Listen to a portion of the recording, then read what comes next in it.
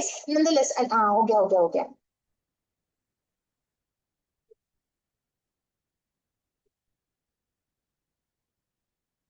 Thank you, sir. Thank you, ma'am. Whoever did it. Okay.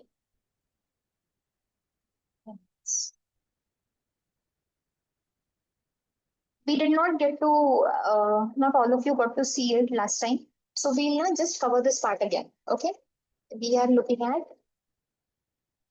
remember what we had done earlier in climatology. We had looked at the various layers of the atmosphere and all the significant processes that happened in and in those layers, respective layers. Okay. नहीं याद आपको? Do you not remember this? Remember, we had been through different layers of the earth. You know, we had called them uh, troposphere, and then clearly all weather processes are going to happen in the troposphere. And then clearly there is the stratosphere, in which there is an ozone layer, and in the ozone layer, clearly because it keeps the temperature keeps on increasing with increasing altitude. And you will see these polar stratospheric clouds over here, which are extremely harmful for the ozone and stuff like that. No? We had seen those nacreous clouds. Then mesosphere, we had clearly seen that this is the place where meteors burn. It is the coldest layer, and this contradiction you've got to remember that despite being the coldest layer, this is the place where the meteors start burning up when they enter the Earth's atmosphere. This is where they start burning up, and that is what we call as a shooting star. Radiation is absorbed, UV radiation in the stratosphere over here because of the presence of ozone layer. So because of that, the temperature keeps on increasing. Okay. Was this a question today? Okay. Take it. I thought your questions this week were extremely easy. Sunday was hard. Days will be hard. Okay. I really need to go and look for that paper there. I didn't. So if Sunday is 20th June. No, Sunday is 21st June. Yesterday's paper. Okay. No worries. And then, of course, there is the thermosphere, the layer above it, in which obviously you can see these various auroras. Okay, we had checked out that this was just simply a display of light. What happens is that the solar wind precipitates. Okay, you understand what the solar wind is, right? You're saying ionized particles from the surface of the sun. Okay, they will precipitate in the Earth's atmosphere, and they will come in contact with the particles of the Earth's atmosphere. They will impart energy to those particles. These particles of the Earth's atmosphere get excited. And when they have to release that energy to go back to their stable position, the energy is released in the form of this light. Okay, light energy is released, and depending on what sort of gas it is or what sort of element that we are talking about, clearly the color of the gas will depend upon that. Okay, usually when you are a little lower at lower altitudes, you will see these kind of green and blue colors. Okay, green and yellow. Sorry, not blue, green and yellow colors. But the higher you go, it starts taking on those reddish and pinkish hues. No? So clearly that is the sort of thing you'll see. Okay. And then after that, there is the exosphere. And you have to remember the importance of the Kármán line, that the Kármán line is important because it is that 100 kilometers from the surface of the Earth, the line that marks the difference between Earth's atmosphere and outer space. Okay. Everything above that should be considered outer space for you. All right. Then this we had seen, these two dates are important for us, aphelion and perihelion. Please remember that since the Earth is going around in an orbit around the sun, so clearly there is a point at which the Earth will be closest to the sun. Okay, that should be called as perihelion. Okay, and that occurs anywhere around 3rd Jan every year. Okay, around 3rd Jan. And aphelion should be when the Earth is farthest from the sun in that orbit. Okay, so that should be 4th July, around 4th of July. Okay, ठीक है? American Independence Day, उससे तो like that should be this to remember. Coldest day? No, it is not necessarily the coldest day because it will depend from atmosphere, this to this, right? Hemisphere to hemisphere. The coldest day in the northern hemisphere would be a completely different thing as to the coldest day in the southern hemisphere. Agreed? Coldest day, shortest day. We are saying shortest day. हाँ. Coldest day का कुछ अलग बन जाएगा फटा. Okay, ठीक है. क्या नहीं होगा?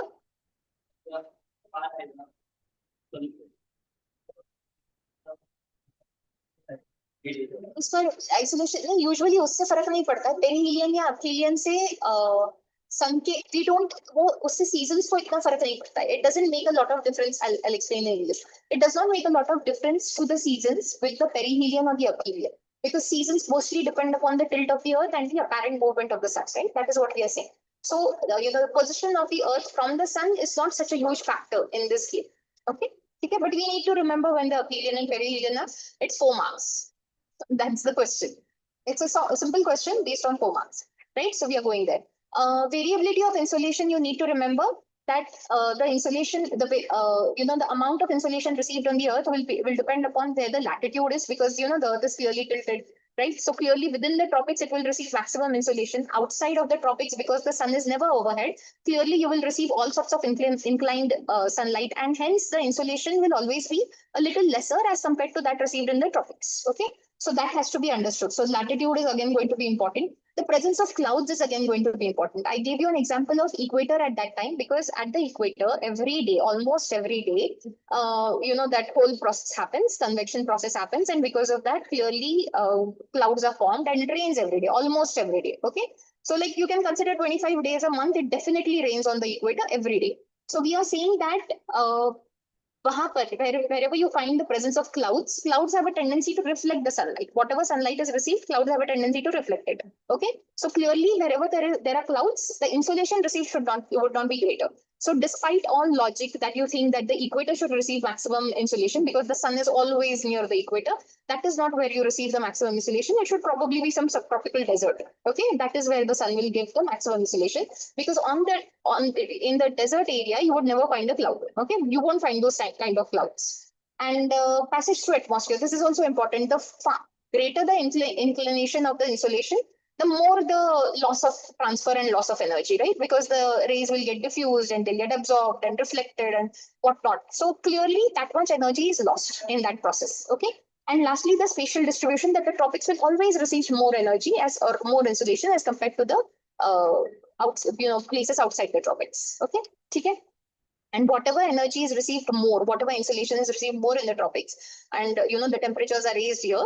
Clearly, all that temperature is kind of distributed throughout the earth through wind and ocean currents and stuff like that. Okay, Chalega? These four processes are extremely important. Heat and mass transfer. All four processes are important. I'll explain again. Conduction ke liye, we had said that what happens is, conduction is the process through which the Earth's atmosphere gets heated. Okay. So what happens is, originally the Earth receives the insolation. Okay. So this is where the rays fall on the Earth's surface. Okay. Since the Earth receives the insolation over here, clearly it absorbs that energy and itself becomes a radiating body. Okay. The Earth will become a radiating body, but can it give out energy as much as the sun? No, clearly, because it is not heated up that much. Okay, so the energy that the Earth gives out is clearly in the form of long wave radiation. Okay, which is a less, lower energy radiation, and that is what heats up the atmosphere. Usually, when the Earth starts giving out the long wave radiation, the atmospheric layer closest to the Earth gets heated up, and then this layer, through conduction, imparts that energy and heat to the layer above it, and then the second layer to the layer above it, and then so on so forth. Okay, this is how the energy is transferred. Do you understand this? Okay, so that is how the conduction is going to happen. The second process is convection. Now, this is a normal process that happens only in the troposphere. You're saying the air gets heated up, and when the air gets heated up, it cools down, expands, and then clearly, clouds बनते हैं, उसकी condensation हो जाता है, clouds बनते हैं, and then बारिश आएगी, that sort of thing. So this is called the vertical movement of air. Okay, this would be the vertical movement of air in the upward direction. The next thing is advection. Advection is the horizontal movement of air. Movement of air from one place to another along the same altitude. Okay, you're saying that is the horizontal movement of air. So this is more important because this is what usually when this air moves from a higher pressure region to a lower pressure region, it will bring that heat or coldness or whatever it is bringing from that place, it will bring alongside with it and impart it to the place it is coming to. Okay, so if it is coming from a cooler place, if it is a cool wind, it will bring that coolness to the places it travels in. Okay, if it is a warm wind, then it will bring that warmth along with it and impart it to the places that it has been traveling into. Okay, okay, so this is very important. The process of advection is very important. For us, this would be the local wind over here would be Loo. Loo suna hai aapne? Have you heard of the Loo? Yeah, North India mein, Punjab, UP, thoda sa. Correct. So you will find the Loo over there. Okay, it's scary kind of schemes over there. But वो होता है. And lastly, terrestrial radiation, the one that we spoke of, long wave radiation जो होता है, the energy that the Earth emits after being heated up by the sun's insolation. Okay, so that would be the long wave radiation, and this is absorbed by the greenhouse gases. and that is what keeps the Earth's atmosphere at Earth's surface temperature at around 14-15 degrees Celsius instead of -80. Okay, if this atmosphere, if these greenhouse gases were missing in the atmosphere, clearly the Earth's temperature would have been somewhere around, because neither the Earth nor the atmosphere have a tendency of keeping the heat. Both the tendency of the Earth and the atmosphere is to give back whatever was received. Whatever energy was received is given back to the atmosphere, to the sun, to the space or whatever. Okay. So clearly, neither the Earth nor the atmosphere retain that heat or energy. And that is why it is important that these, greenhouse gases be present in our atmosphere as long as they are present in the optimal quantity. I'm not saying like we need more carbon in our air. I'm saying as long as they're present in an optimal quantity, it keeps the surface temperature of the Earth at 14-15 degrees Celsius, which is necessary for us to live. We can survive on that, right? Okay. Okay.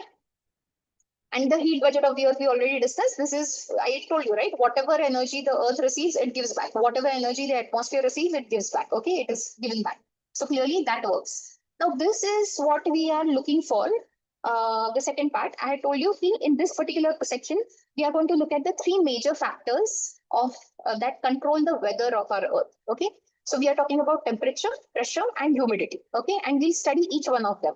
We'll begin with temperature. We are going to look at the various factors that affect the distribution of temperature, and we'll study what isotherms are. And there is one very important part, inversion of temperature and the processes and the significance of it. We'll look into that and why temperature inversion becomes important. Okay. So first of all, we need to understand that temperature is the degree of hotness or coolness of a place. Okay, that is what it is. The degree of hotness or coolness. You need to remember how many scales do you know? 3, 4, 5. Which scales do you consider for temperature?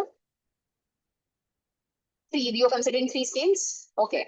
Not Rankine and Reaumur. No worries. Okay. So we are considering those 3, meaning you're saying Celsius, Fahrenheit, and Kelvin. Okay. No problem. So remember those also. I have never seen somebody ask you to make a temperature conversion in the middle of geography. But once again, I don't put anything past UPSC. So here we are. We are saying that we have to understand the various factors that affect the distribution of temperature. First of all, latitude. Do you agree that places at a lower latitude, at lesser latitudes, closer to the equator, will always have a higher temperature as compared to those outside, with a higher latitude, like, let's say maybe 30-40 degrees north will have a higher temperature as compared to 60 degrees north or 70 degrees north. Agreed? No? So this is because lower latitudes will receive more insolation. So clearly they'll have a higher temperature as well. Okay.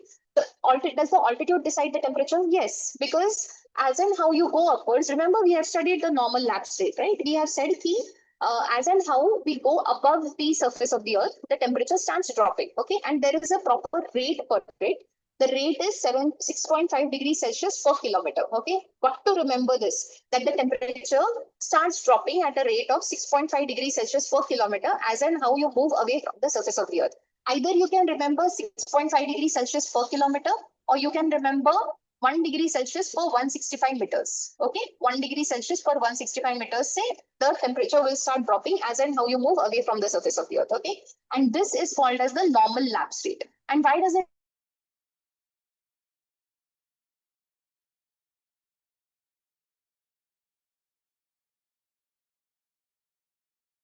conduction कराने के लिए? There are not many particles to help you do the conduction and transfer heat and stuff like that. Okay, and more importantly, that this layer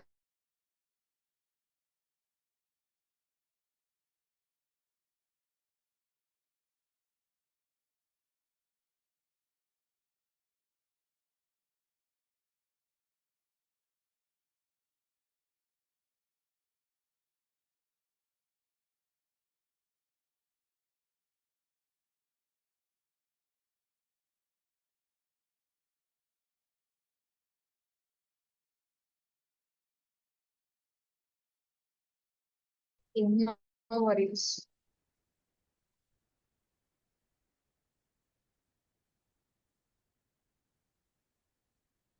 Measure again. Okay. Back. So we are saying that the farther you go away from the earth, the lesser the energy received. How is the energy? How is the earth's atmosphere heated up? You say that the layer lowest closest to the earth gets heated first. Okay. Say suppose this is the earth's atmosphere. Sorry, this is the surface of the earth. Okay, we are saying this is the surface of the earth, and we are saying the layer which is closest to the earth gets heated up first with the long wave radiation. Okay, and then this layer is going to give energy to the second layer. Okay, layer above it, and then this second layer is going to give energy to the layer above it. Okay, so clearly in this process of energy transfer, the energy that is transferred keeps on getting less and less. No? There will be less and less of energy which is being transferred from every single time you move from one layer to another. So by the time you reach this part, the more you go higher from or farther from the surface of the earth, clearly the amount of energy received will be lesser and the temperature will be lower. Okay, is this okay? All right, Samjha, is this good? Okay, so we are saying that clearly this energy is going to be a little lesser. Okay, ये energy थोड़ी सी कम होगी. So that is why we are considering altitude mein, when the temperature drops, clearly the more the altitude increases, clearly the temperature keeps dropping. Okay, the temperature will keep dropping. This is called as normal lap state. Please remember this is 6.5 degrees Celsius per kilometer or 1 degree Celsius for 165 meters. Okay, distance from the sea, a very important factor. This we also call as continentality. Okay, continentality meaning this.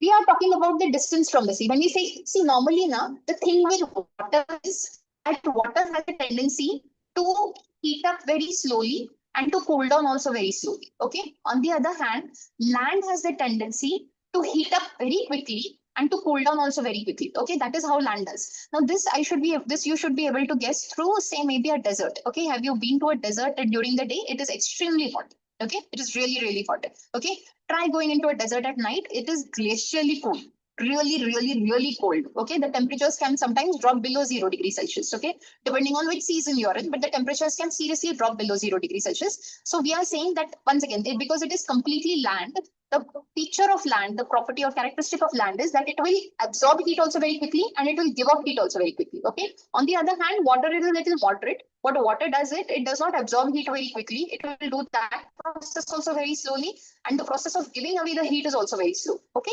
Okay. So because of this differing nature of land and water, clearly places which are closer to the water try to usually have an equable atmosphere, equable climate. Equable climate meaning that the climate is not very extreme. Okay, it is neither very hot nor very cold. Like look at Bombay. Even in summers, Bombay temperature does not change very much. It is not like Bombay is not reaching 48 and 49 like in Pune is reaching, right? What is Pune's temperature? Anywhere between 45 to 48, right? In peak summer. Does Bombay have that temperature? No. Bombay is still idling somewhere at 34, 35, right? Check out Bombay temperatures in winter. When Pune becomes as cold as 20, 18, 15, what is the temperature for Bombay? It is still idling at 31, 32. See, that is an equable climate. That the climate doesn't become very extreme. Okay, it is not extreme. It will try to remain as moderate as possible because it is closer to the water. Okay, because of the influence of the water, the climate of the places close to it, the coastal regions, is clearly influenced by that. Okay. On the other hand, consider this place.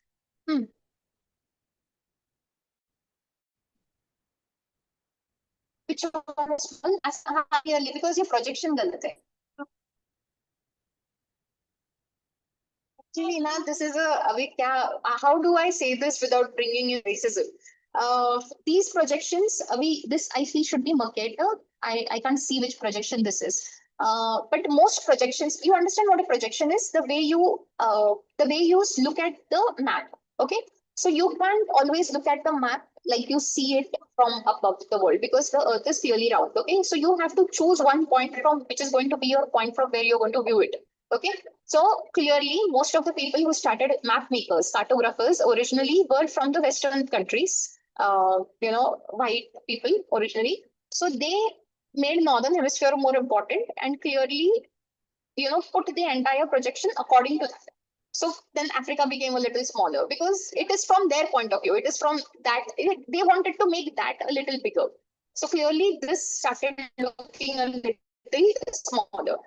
So India, Greenland, don't listen to Trump. Please don't listen to Trump. Greenland ideally belongs to लिखा है ना यहाँ पे Denmark.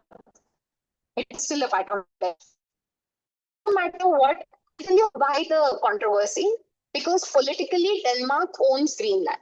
Okay, politically. Okay, but अगर आप if you look into the geography part of it, so then Greenland should ideally be considered a part of the North American continent. And hence that claim, if America ever lays a political claim to Greenland, it should ideally be based on the geographical part, geography of it rather than the politics of it. But then उस हिसाब से तो Canada भी उन्हीं का हो गया. तो अभी अभी ट्रम्प की हर बात को नहीं मान सकते ना. लाइक उनको बोलो आपके देश में जितने पॉलिसीज इंप्लीमेंट करने करो, बाहर देश में ना जाके ऐसी बातें करो. He has a lot of opinions about India also. We don't really pay attention to him all the time. Because he does not, it is not about who he is as a person. He is not relevant to our politics. He cannot decide for us, no? So for our politics, he is not relevant in that sense. He may be relevant to global politics, but not certainly to our domestic ones. So it doesn't really matter. Okay, so we are saying, I was telling you, now look at this place. We were talking of Bombay and we were saying Mumbai and we were saying that coastal area is clearly. So it has a equable climate, very moderate climates, right? The summer temperatures and the winter temperatures are not very different for Bombay, okay? But let's look at this place, Delhi. Let's look at Delhi. We all know what summer temperatures for Delhi are, right? Anywhere between 45 to 50. That is the summer temperature for Delhi. It is stifling. It is absolutely stifling. The heat is very stifling. Okay. Imagine Delhi in winters now. What is Delhi in winters? Freezing cold. Now, that is exactly how Delhi is. The reason being that it is very far from the sea. Okay. So it gets the complete effect of the land with no moderating influence of the sea. Okay. What is the effect of the land? That the land will cool down also very quickly. So in winters, it cools down rapidly. So the temperatures drop like anything. And obviously in the summers, the land heats up very quickly. So it keeps on heating up absolutely very fast. And clearly the temperatures rise also very fast. Okay. Okay. So you need to remember this part about temperature. Continentality is a huge factor, especially when determining the temperature. Okay. And usually what happens is the more the area becomes continental. For example, now this region, pretty continental, right? This entire region is pretty continental. Okay. So yeah, clearly summer temperatures are going to be very, very high. And winter temperatures are going to be very, very low. Okay. So we have to remember that part. And then clearly we have the air masses and ocean currents. Okay. So air masses, and when we talk of air masses and ocean currents, we are saying, you understand what an ocean current is? An ocean current is a huge mass of water that is moving in the same direction forever. Okay. So either it goes from the equator towards the poles or it will go from the poles to the equator. Usually hugs the continents while it goes by. Okay. It will usually touch the continents while it goes by. And very rarely do you see something where it is not, touching a continent or something. It is usually going by the continents because that is exactly what is, it is the shape of the earth that is fueling its force. Okay. So we are saying those are those ocean currents. And then there are the air masses. Air masses are simply huge, mass of air, which can either be hot or warm or which can be cold. And it will move from place to place. Okay. It can either stay in a place or it will move from a place to another place. Okay. That is sort of thing. So clearly both of these tend to change the temperature. If a warm air mass is coming in, then clearly the temperatures will rise. Okay. If a warm ocean current usually touches the coastal area or goes by the coastal area, clearly temperatures will rise. Okay. And if it is a colder current, then obviously a cold ocean current will tend to drop the temperature, and a cold air mass will also usually tend to bring a little, lesser temperatures. It will usually drop the temperature in that case. Okay. Is this good? Let's try to understand what an isotherm is. Isotherm is an imaginary line which joins places of equal temperatures. Okay. So for example, if we say, ideally I should say this is the, I want to change this. Wait a minute. Achha. Red banana. ये कहाँ है? Brazil का कंधा. Somewhere around this is your equator. I may not be very correct, but somewhere around this part is your equator. Okay. Now, the thing about it is, if this is your equator, can you clearly see that the northern hemisphere has a lot of land as opposed to water? And look at the southern hemisphere, it will have a lot of water as opposed to land. Okay, this clear. This much is this much is clear. Okay. Normally, what we expect of temperature is if we say that we are joining lines of equal temperature, then lines of equal temperature. Which places do you think should have equal temperature? Usually along the same latitude, huh? That is more logical, right? Because if the temperature keeps on increasing or dropping based on the latitude, then clearly the lines along the places which lie along the same latitude should have equal temperature. Agree? Because they are all getting equal insolation. Right? So clearly they should have the equal temperature. But what happens is, so ideally, though your isotherms should be parallel to the latitudes, this is how your isotherms should be. Okay, they should ideally be parallel to the latitude. But that is not the case, especially in the northern hemisphere, because you see what happens in the northern hemisphere. In the northern hemisphere, this part is clearly very huge. Okay, the land part, the portion of land is clearly very huge as opposed to water.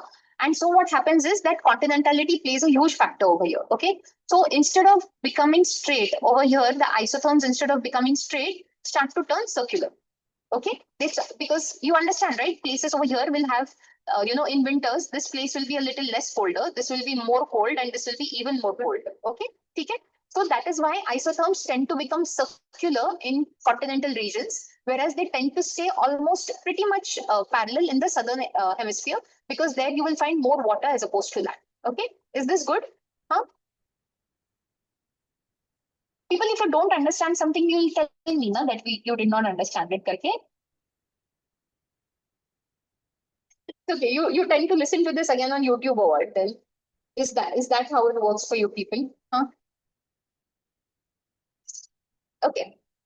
So we are saying that the isotherms are usually distorted in the northern hemisphere because of the huge landmass, and they are almost regular and parallel to the latitude in the southern hemisphere. Please remember, जैसे you have isotherms, just like you have isotherms, which are lines joining places of equal temperature. You have, it was a question in your paper, right? Today, somewhere. I don't know if it was a question for you or for someone else. Today was maths paper for you. Isotherms is for equal temperature, lines joining equal temperature. Okay. Isohyets is for lines joining places of equal rainfall.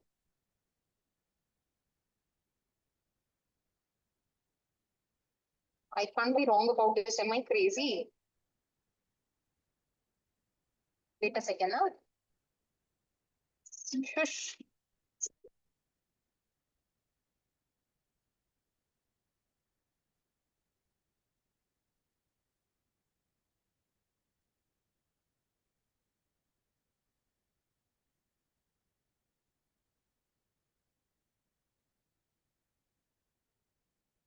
Yes, equal rainfall, equal precipitation के लिए isohyets होते हैं and isohells, meaning lines which receive equal sunshine. Okay, so please remember these. And isobars will be places which have equal pressure.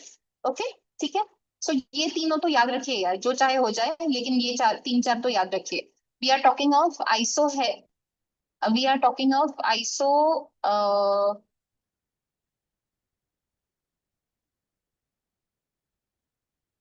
isohells now. Equal sunshine and isobars for equal pressure. Okay, isotherms, remember na, equal temperature, and isoheads for equal rainfall, equal precipitation. Okay, okay. I do away with it.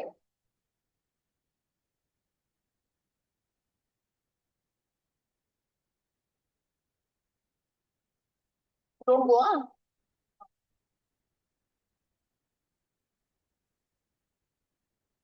Okay, okay. Moving forward, this is the thing that we are going to try to understand: temperature inversion. Okay. See, people, what is the general idea that we know of? That the layer of the atmosphere which is closest to the Earth is usually warmer, and the layers above it become colder and colder and colder. Okay, okay. This is the general idea that we know.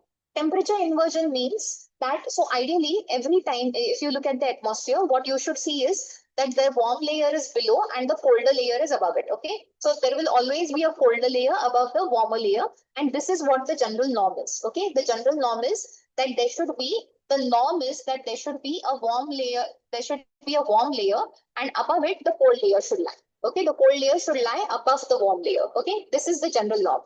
But what happens is, and there is a normal lapse rate for it also, as we discussed. But sometimes in some special situations, what happens is that you will see that a cold layer lies below and a warm layer lies above it. Okay, such a situation will be called as temperature inversion. Okay, such a situation usually, and when such a situation occurs, a negative lapse rate will occur, meaning now the temperature will start rising as and how you go upwards away from the surface of the earth. Okay, so this will be called as a negative lapse rate, because clearly now the temperature is rising instead of falling as and how you go upwards. Okay, usually if this happens only at the surface of the earth, it will take a less amount of time to normalize and balance it out completely.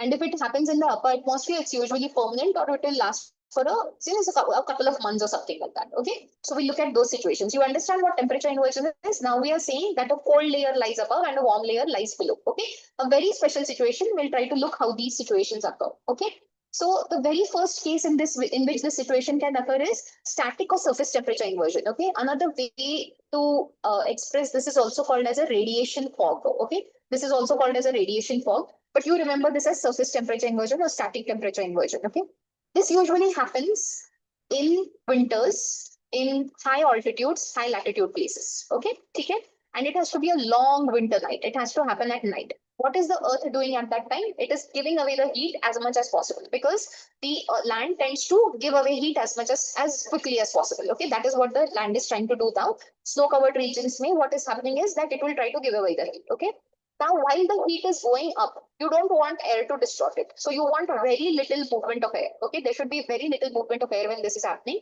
And clearly there should be no clouds above over here, because what is going to happen while the earth is giving off the heat, if there are clouds above, then those clouds will trap that heat that is going away. Okay, you don't want that heat to be trapped. For this particular situation, we are saying that if there are no clouds, then the heat will not be trapped and it will simply escape, okay, into the upper atmosphere. We are saying it will escape. So the heat is radiated off very quickly, and clearly the layer which is closest to the earth, we are saying that, since, say, suppose this is the surface. Okay, we are saying this is the surface. Okay, now what happens is, if the heat is given off very quickly, then the layer which is closest to the earth, this layer, it becomes a little colder. Okay, because the heat is radiated off very quickly, so this layer becomes colder, and clearly the layer above it will become a little warmer. Okay, not because one way, because it has received that heat also which has been radiated. Secondly, also because it is not falling, the radiation process is not allowing it to become colder than the layer below it. Okay, so clearly because of both these reasons, the layer below, clearly closer to the surface of the earth, is going to become a little colder, because the earth is becoming colder. Okay, the earth itself, the land itself is becoming very cold. So because it is radiating off all that heat, so the layer which is closest to it, the atmospheric layer of air which is closest to it, will also become a little cold, as opposed to the layer above it, which is a little warmer, still a little warmer. Okay, so this is temperature inversion. This would be a very typical surface temperature inversion. Okay, usually happens in the polar regions all the time. This usually lasts, this keeps happening during the night, becomes strongest during dawn, because where you see that fog around you. Okay, so that is when you see the radiation fog. And then as and how the sunlight comes in, all that heat dissipates all this fog, and clearly this temperature inversion is reversed. Okay, okay, this is called as static or surface temperature inversion. Okay, okay. Next, what happens is upper air inversion. Okay, we are looking at upper air inversion. Upper air inversion says this can happen in two ways. One is when we say that the stratosphere lies above the troposphere. Okay, this is clear. No, this is the normal. This is a normal atmospheric layer thing. We are saying that the stratosphere lies above the troposphere. Okay, clearly the temperature of the troposphere is not much. It is a bit cold as opposed to the stratosphere. The temperature of the stratosphere is clearly high. Why?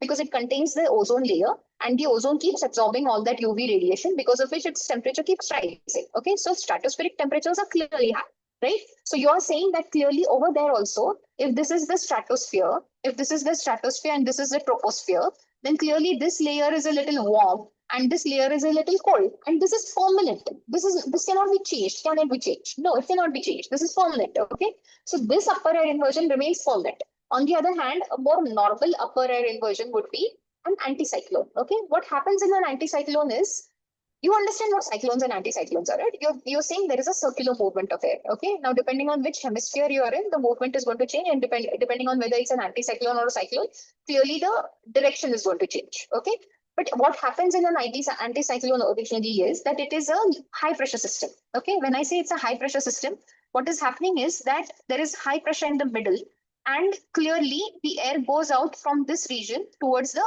outlying regions. Okay, towards the other low pressure areas. Okay, so in the middle, in an anticyclone, in the middle there is a high pressure, and clearly the air obviously will travel from a high pressure region to a low pressure region. So on the surface, the air is trying to move outward. Okay, and why is there a high pressure region? Because clearly you have subsiding winds from above. Okay, there are winds which are subsiding from above. There are winds that come from above and descend over here in the middle. Okay, so because of that, because of this descending wind, you can clearly feel a high pressure in the middle. Okay, and then on the surface, the air moves outward. Okay, we are saying on the surface, the air is going to move outwards. This is what happens in an anticyclone. Okay, so in such a case, when such a thing is happening, what happens is because there is subsidence of air, so clearly the warm layer, while the wind is coming down, clearly it is compresses things, right? When there is pressure from above, clearly it is going to compress the air. And when the air is compressed, what happens to the air? Clearly it becomes a little warmer. So this over here, what happens is that usually there is a warm layer lying above there is a, what am I saying? Array, not you. Oh, this. No wonder. Okay, so clearly what happens over here is that in this case also a warm layer exists above the, a warm layer exists above the cold layer, and because of that, there is that. If these winds are going to subside, okay, then they will compress the air. When they compress the air, what you find is that there is a warm layer above and a cold layer below, and clearly because of that, you will feel that there is a kind of a stability. Okay, whenever there is a temperature inversion, it always brings a kind of stability, atmospheric stability. Let's try to understand what atmospheric stability is before we get there. When we say atmospheric stability, you tell me what makes rain. How does rain happen? The earth heats up. Okay, wind, air rises. Okay, because it becomes warm, the air becomes warm and the air rises. And then clearly, if the air rises, it goes above and it expands and becomes a little cooler. Okay, when it becomes cooler, clearly after a while, the relative humidity is going to reach 100%. The air is going to be saturated. Once the air becomes saturated, what happens beyond that point? Beyond the dew point, whatever cooling happens will result into condensation. Okay, so now those water vapor is going to get converted into water droplets. Okay, these water droplets will start accumulating, become bigger and bigger and bigger, and finally, when gravity cannot contain it, it will rain down. Okay, this is exactly what precipitation is. Agreed? So we are saying that this is how precipitation occurs. This is atmospheric instability. It is the instability in the atmosphere that is causing the warm air to rise up, to expand, to become cold, to condense, to form clouds, and then finally rain down as precipitation. Okay. And why is this happening? Because clearly there is a warm layer above, and there is a warm layer above, and there is a cold layer. There is a warm layer below and a cold layer above. Okay, this happens in atmospheric instability, where since this is warm, so air can keep rising above and become colder. Okay, now if I say that clearly, this is the warm layer and this is the cold layer. Okay, can cold air rise? No, it does not have the tendency to rise. Cold air has the tendency to descend, to sit. Okay, it does not have a tendency to rise. So if the air will not rise, there is no possibility for the air to go up, expand, cool, condense, and form clouds. Okay, so this will not bring any rainfall. Okay, this situation, the situation of temperature inversion, never ever brings any rainfall. Very rarely can it possibly bring rainfall. Okay, only if the situation is reversed can it bring rainfall. Is this understood? Huh? Chalika? So we are saying that whenever there is temperature inversion, atmospheric stability is introduced and you cannot have any more rainfall.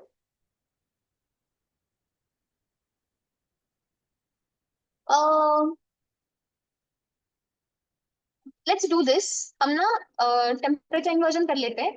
We'll do this temperature inversion thing. There are two more temperature inversions. We'll look at the significance of it. And then you guys take a 5-minute break. I hope to God that you come back. And for 10 minutes, break for 5 minutes. We'll take a break for 5 minutes. Why do we need a break for 10 minutes? If I start giving you breaks for 10 minutes, I need to be very curious about how this class is happening. Okay, ठीक है. The next type of temperature inversion that we are seeing is advectional. What does advection mean? Clearly horizontal movement, right? Now we are talking about horizontal movements. So now इसमें ना we have two things. मैंने आई थी दिया है यहाँ पे cyclonic inversion. Marine भी होता है एक.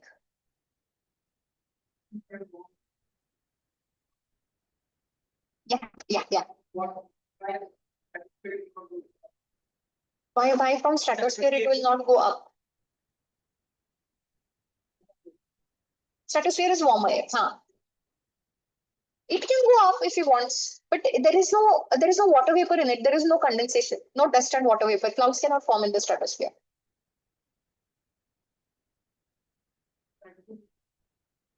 स्ट्रेटोस्फीयर में ऊपर क्या होता है? हाँ, मेसोस्फीयर में चला जाता है क्योंकि वहां पे कुछ है ही नहीं, वहां पे हवा ही नहीं है, बहुत कम है डेंसिटी हवा की, so इसलिए the temperature keeps on falling. As and how you go upwards, the temperature keeps on falling. तो मेसोस्फीयर का जो सबसे ऊपर वाला पार्ट है ना, मेसोफॉस का जो पार्ट है, तो वहां पर सबसे कोल्डेस्ट टेम्परेचर्स मिलेंगे आपको. स्ट्रेटोस्फीयर गर्म है, बहुत गर्म है, क्योंकि यूवी रेज एब्जॉर्ब कर रहा है. वो ओजोन जो है वो यूवी रेज एब्जॉर्ब कर रहा है, उसकी वजह से जैसे जैसे ऑल्टीट्यूड बढ़ता है वैसे वैसे टेम्परेचर्स बढ़ते जाते हैं. एंड ट्रोपोस्फियर में इसलिए क्योंकि लाइक वी सेड ना, वो अर्थ का कंडक्शन वैसे हो रहा है, तो जितना आप ऊपर के लेयर्स में जाओगे उतना कम टेम्परेचर इंपार्ट होगा, उतनी कम एनर्जी ट्रांसफर होगी, and clearly the temperatures will be less. Temperature नहीं इंपार्ट होगा, एनर्जी इंपार्ट होगी, कम एनर्जी इंपार्ट होती है. हाँ, we've discussed this, but that day you people were sleeping. I'm not sure you have absorbed anything at all. So, and the kid who was sitting over here, that girl, she's clearly not here. The only person who looked like she was playing. This is what.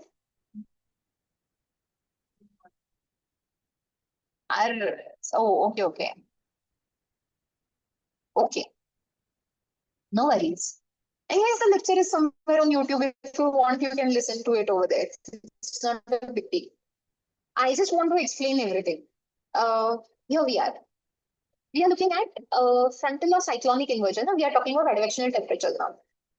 There are two types of cyclones, temperate and tropical. Okay, tropical cyclones may clearly you don't know, in both cyclones you'll have the anti-clockwise movement in the northern hemisphere and clockwise movement in the southern hemisphere, and a general circular motion. Okay, the thing is that tropical cyclones are formed in the way a cloud will be formed. You know, like air rises, condenses, becomes cold, and then it rains and all. That is how it is formed. Okay.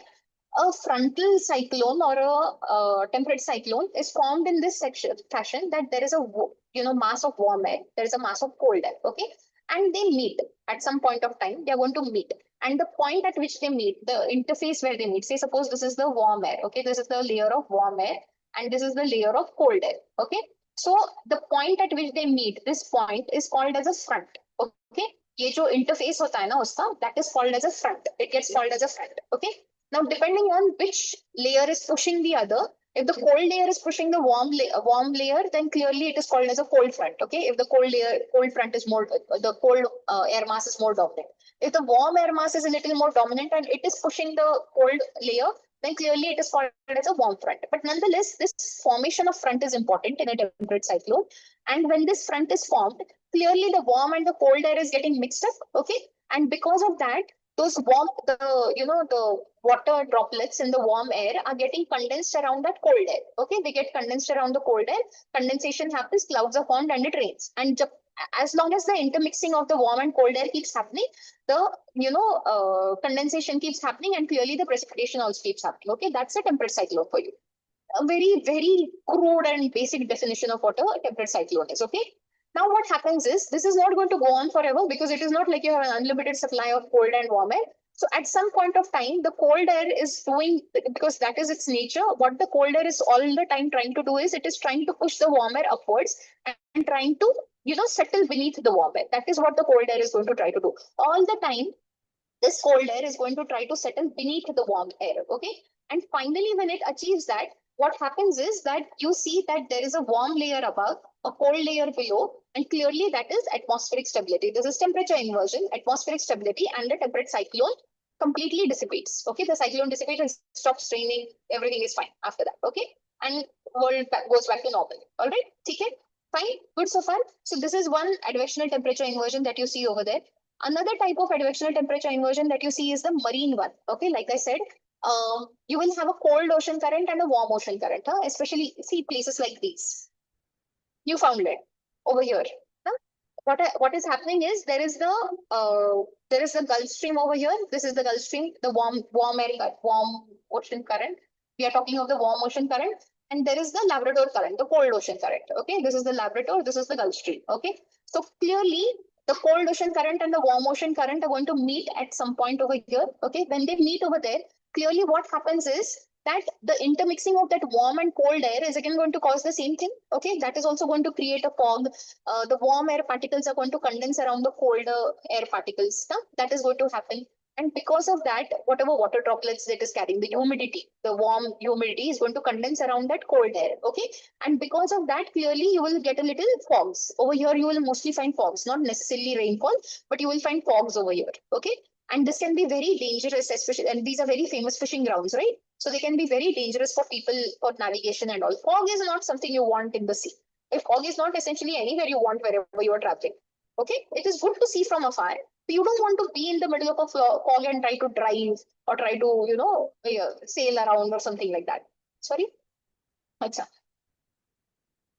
Okay, so they can be dangerous. So this is the marine advection kind of thing, where cold and warm ocean currents meet. And there also what is, once again, what is going to happen is that the cold air is going to try to push the warm air upwards and try to settle beneath it. Once that happens, temperature inversion happens. Okay, so we are looking at that. Once again, temperature inversion is happening like that. Okay, and the last part of it is this. We are looking at the valley inversion. Okay, this is easy. See, you see, normally, once again, you go to higher latitudes and usually high altitudes also. Okay, so you find these mountain valleys and stuff like that. Okay, now the thing with land is land cools up very quickly. Usually, with this also, the slopes usually cool very quicker. Okay, the slopes are quicker than the bottom of the valley. Okay, they cool off faster, the slopes. Okay, now on cold winter nights, what happens is these slopes will cool faster. So all this cold air, the air closer to it becomes very dense. Okay, it becomes very cold, it becomes very dense, and dense air slides down. Okay, because of the gravity, the dense air slides down. And where is it going to slide down? It is going to slide down in this bottom pocket. Okay, it will come and form a pocket over here at the bottom. Okay, and clearly the bottom temperatures then fall very rapidly. Okay, it becomes really, really, really cold, freezing cold. Everything freezes over in a matter of a few hours. Okay, so it becomes really freezing, and because of that, usually there is severe frost or normal frost on valley floors. One important reason why you do not usually cultivate on valley floors. So whatever cultivation is done, or if people want to live in the valley, they usually live on the slopes, never on the valley floors. Okay, because that hypothermia kills. That kind of hypothermia is definitely going to kill. Okay, you understand what hypothermia is, right? The body temperature falls very low because the surrounding temperature is very low. So when you are left in a freezer for a very long time, and I'm not talking of, bade restaurants here, freezers hote hain, you realize that, right? So if you're, cold rooms, if you're cold storage rooms, if you're left in that place for a long time, that is hypothermia. You go sit in the desert at night for a very long time, that is hypothermia. You stay without protective covering outside in Delhi also for a very long time in winters, that is also hypothermia. That will cause hypothermia. That brings the body temperature very low. The blood cannot circulate properly, and that's not a very good medical condition to be in. Okay. Are we good here? All right. Now, the significance of temperature inversion, like we saw, is one, first of all, fogs. Fogs are important. We said that on long winter nights, remember how that radiation fog and stuff happens, right? So if the temperatures fall really low, what happens is that, whatever cold surfaces are around that, the cold air condenses around the warm air. Okay. And sorry, the warm air condenses around the cold air. And because of that, small water droplets are formed, and they're condensed in the air itself. Okay, smaller water droplets are condensed in the air, like how the clouds are formed above. Similarly, very light condensation happens a little closer to the earth, because of which it obstructs the visibility. Okay, that is a fog for you. So that reduces visibility. Frost we already discussed with this, and atmospheric stability also we discussed, right? We've discussed atmospheric stability, that temperature inversion can cause atmospheric stability. Not a good idea. It will stop the rains completely. Okay, go have a break. When you're back, we'll discuss the questions.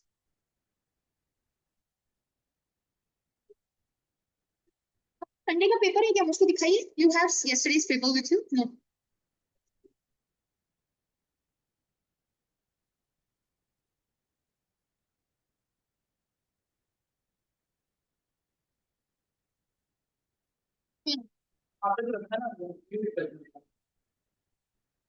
ये 20 जून का paper है और ये पूछ रहा है सबसे लंबी रिवर कौन सी है। नहीं, आज 22 है तो ये 18 का है। मेरे को, अरे ये इंग्लिश भी डिस्कस कर सकते हैं, कितना मस्त इंग्लिश है।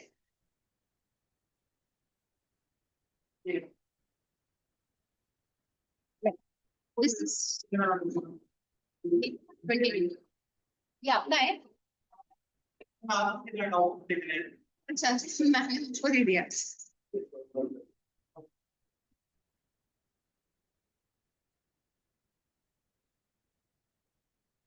Quality other party.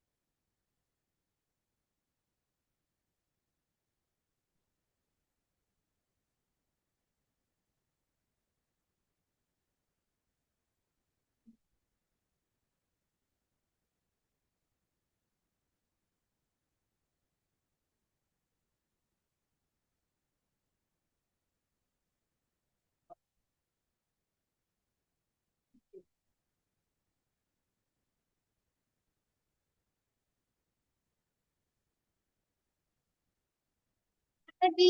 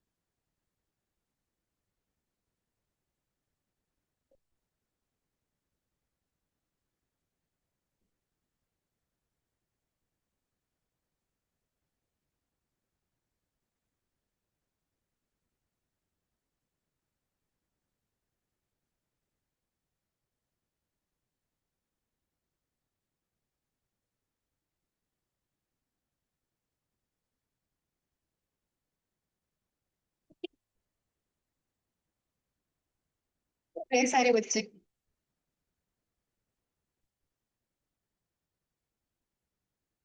Nonetheless, this has to be discussed. तो हम क्या करते हैं?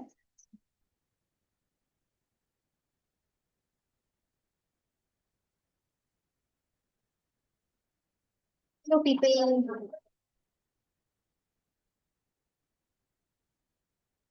हम ना टेम्परेचर के ऊपर जो क्वेश्चन है वो सॉल्व करते हैं. बच्चे किधर गए? अच्छा वो वापस नहीं आएंगे? अच्छा. Nonetheless, we solve questions based on temperature. We've done this. We've done this also. मुझे अभी सिर्फ ये वाला बताना है. चलो, question number 6. Which of the following is not associated with temperature inversion? Formation of clouds while winds ascend a barrier, formation of frost on valley floors in winters, formation of anticyclones, or stratosphere lies above the troposphere. Sorry, what? तू बंद करना है?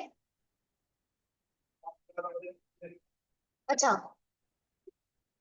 ओ, अच्छा अच्छा, okay sir. लेकिन बहुत देर से कोई वहां बैठा ही नहीं है.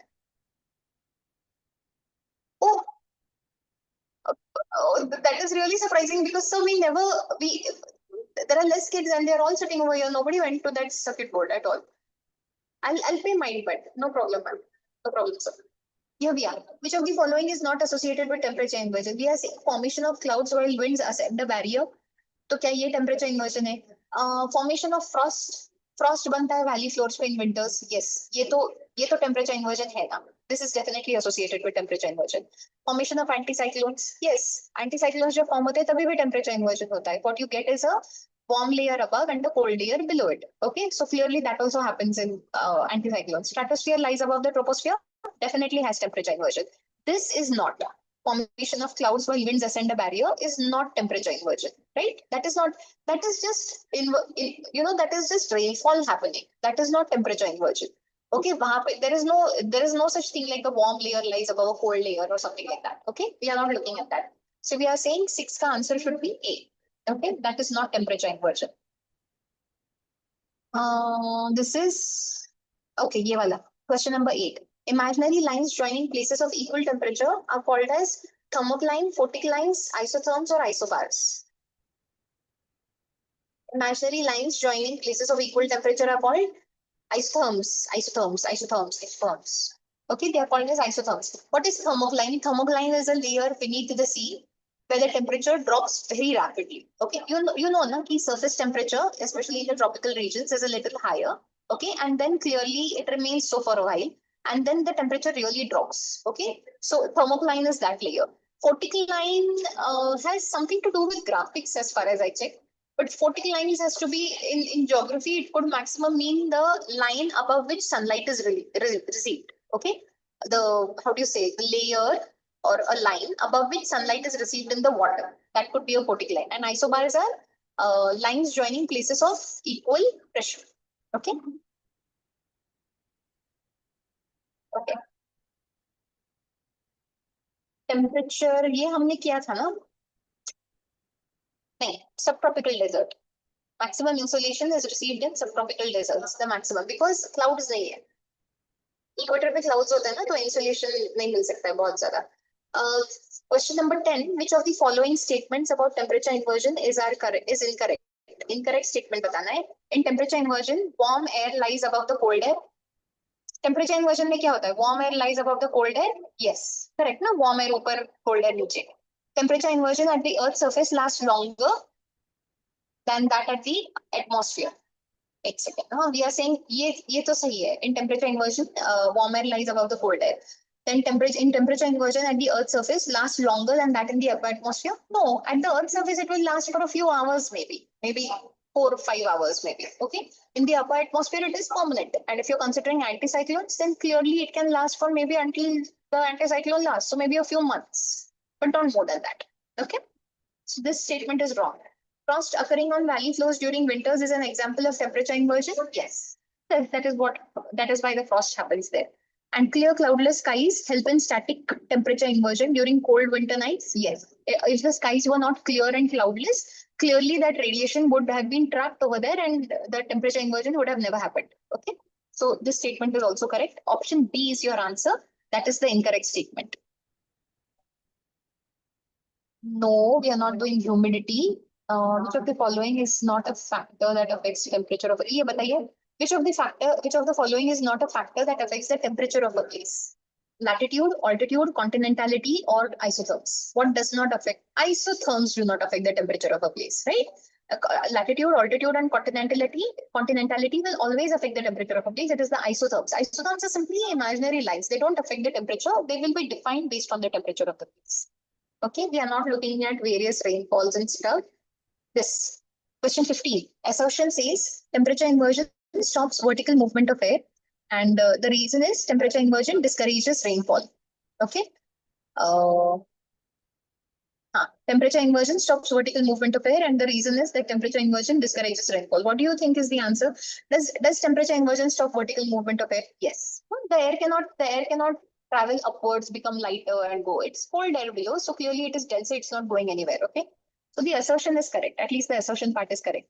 And temperature inversion discourages rainfall? Yes, temperature inversion most definitely discourages rainfall. Is this the reason for temperature inversion? No, that is not the reason. Both statements are correct, but it is not the correct explanation for it. Okay, it is the opposite in fact. Because temperature inversion stops the vertical movement of air, hence it discourages rainfall. Okay, it is the opposite. The assertion actually gives you the real reason for the reason. Okay, so we are going with option B. Which of the following depends upon temperature? नहीं, ये नहीं हो सकता. Humidity नहीं करना है हमने. Coral reefs के बारे में नहीं बताना है. Meteor shower नहीं किया है. Ionosphere भी किया है. वो तो first ही किया था. एक minute, let me look at those topic-based questions. Here. We have to find wherever we get temperature inversion के answers. Questions.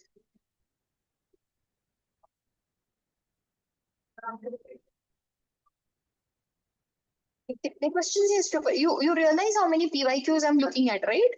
These are all PYQs based on the same topic. So this question is clear. This is clearly important.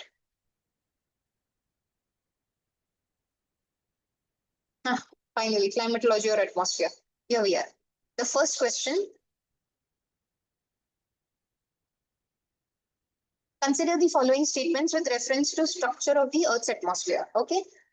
This we have done now. Before, thickness of the troposphere is greatest at the equator. Yes, always. Thickness of the troposphere will always be greatest at the equator because the air is rising upward over there, and that is why the thickness will be greater. Air temperature of the tropopause is highest above the poles. Yes, because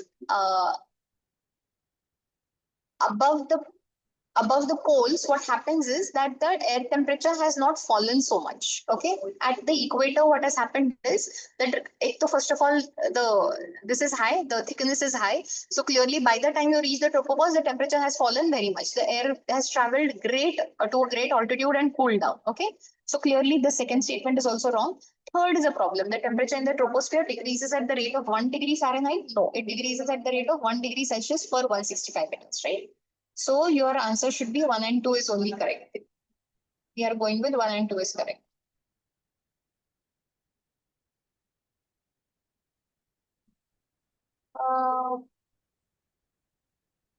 हमने insulation के ऊपर के questions भी पहले कर लिए हैं ना, बहुत पहले कर लिए थे. I just want to look at questions related to temperature and temperature inversion.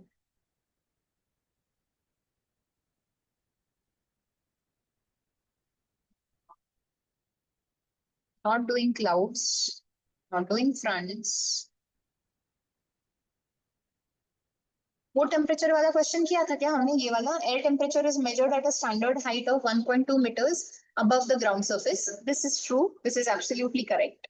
Okay, and the average rate of temperature decrease with height is termed as the environmental temperature lapse rate. Yes, this is what you call it. It's called as a normal lapse rate or a temperature lapse rate. Okay, that the average rate of temperature decreasing with height would be termed as normal lapse rate, and temperature is always measured at least 1.2, anywhere between 1.2 to 2 meters above the ground surface. Okay, that would be considered the ideal place for measuring temperature, because if you measure too closer to the ground, then because it can work out differently. If you measure too high above the ground, then that can also be too different. So you go anywhere between 1.2 to 2 meters. Okay, ठीक है। आपको दवाई smell आ रही है क्या दवाई की? नहीं? And my knows is going wrong I think, very very different ways. Cyclones anti cyclones नहीं कर सकते, ट्रॉपिकल साइक्लोन्स नहीं किया है अब तक, ये नहीं कर सकते, एंटी साइक्लोन्स नहीं, एटमॉस्फेयर नहीं, forecast, Santana, rainfall, anti cyclone, lapse rate of temperature, ये वाला बताइए। 125. The normal lapse rate of temperature of Earth's atmosphere drops to 0 degrees at which part? Upper part of the ionosphere, upper boundary of the tropopause, lower part of the mesosphere, or upper boundary of stratopause? See, when हम कह रहे हैं कि normal lapse rate is dropping to 0, so what are you essentially saying? That वो जो ये है आपका, what do you say? If the normal lapse rate is dropping to 0, then clearly what you're saying is that अभी यहाँ से आपका temperature बढ़ना शुरू हो जाएगा। नॉर्मली क्या होता है, as an how you rise away from the go away from the surface of the earth, the temperature starts to drop. Okay, that is what is happening. That is the normal lapse rate. Okay, but if the normal lapse rate has dropped to 0, meaning after that point the temperature is going to start to rise. Okay, what is the normal lapse rate? Is 6.5 degrees Celsius per 6.5 degrees Celsius per 1 kilometer per kilometer. Okay, that is the normal lapse rate. So, and it is dropping. So, if it is becoming 0, then after that point, clearly the temperature is going to start rising, right? As in with altitude. So, that has to be the upper boundary of the tropopause. Okay, because after that point, after you reach the tropopause, what happens in the stratosphere is clearly that the temperature starts rising with increasing altitude. Okay, so your answer is going to be B. B. Okay, B for Bangalore. For Bombay, whatever you might like to call it. Geostrophic winds हमने किया नहीं है, temperature का ये कर लिया था ना, टेम्परेचर डिक्रीज, ये बताइए क्या होना चाहिए, which of the following statements about temperature is correct? Temperature decreases with height in the stratosphere, temperature is constant at different heights in the C नहीं, troposphere में देखिए, troposphere में temperature has to drop with increasing height, so we'll have to go with D for Delhi. Temperature decreases with height in the troposphere, even if वो 6.5 की जगह 6.4 होगा ना, तो भी that should ideally be the right answer. Temperature decreases with height in the troposphere at an average rate of 6.4 degrees Celsius per kilometer. Okay, that should be the answer.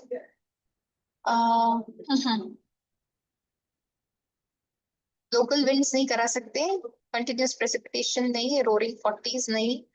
What else is doldrums, chinooks नहीं, Siberian नहीं, tropical cyclone नहीं, ये वाला. Which of the following statements concerning temperature are correct?